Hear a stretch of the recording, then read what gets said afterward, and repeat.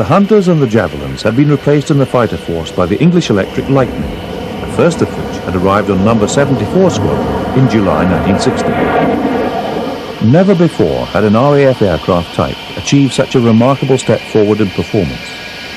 With a thrust from each of two engines, with reheat reaching 14,430 pounds, the Lightning could clock up Mach 2 in level flight. It was more than twice as fast as the Hunter, which it replaced. It had a ceiling well above 60,000 feet, and the later marks of the Lightning could climb at 50,000 feet per minute. The aircraft had been designed from the start as an integrated weapons system, rather than as a gun platform, as had been the case with all its RAF predecessors. It carried airborne interception radar and an automatic lock-on system for its two de Havilland Fire Streak or Red Top air-to-air missiles. Two 30mm Aden guns were also fitted.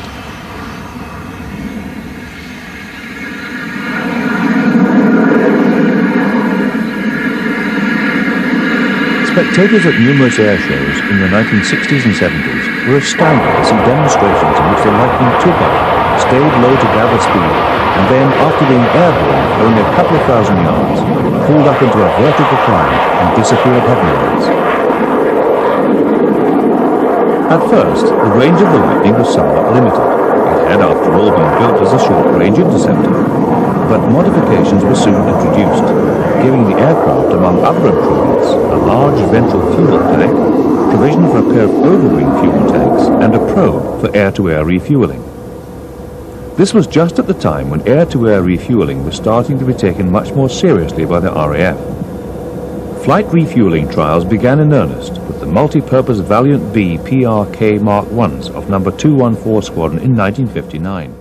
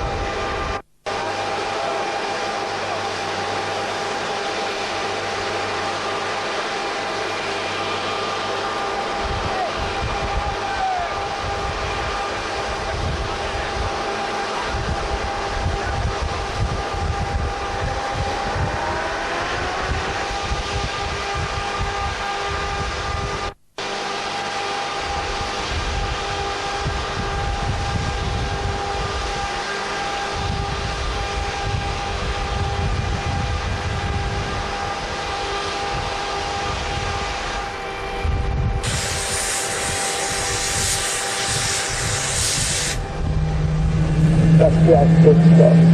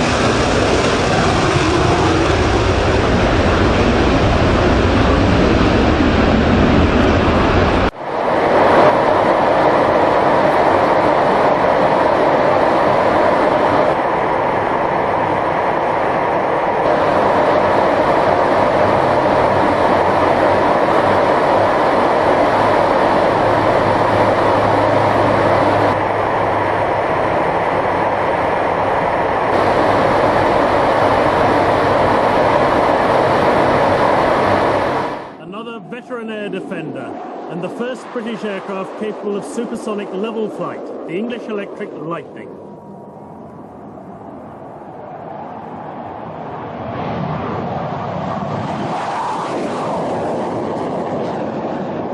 Powered by two Rolls-Royce Avons mounted somewhat unusually, one above the other, they produce a total of nearly 33,000 pounds of thrust with those reheats on.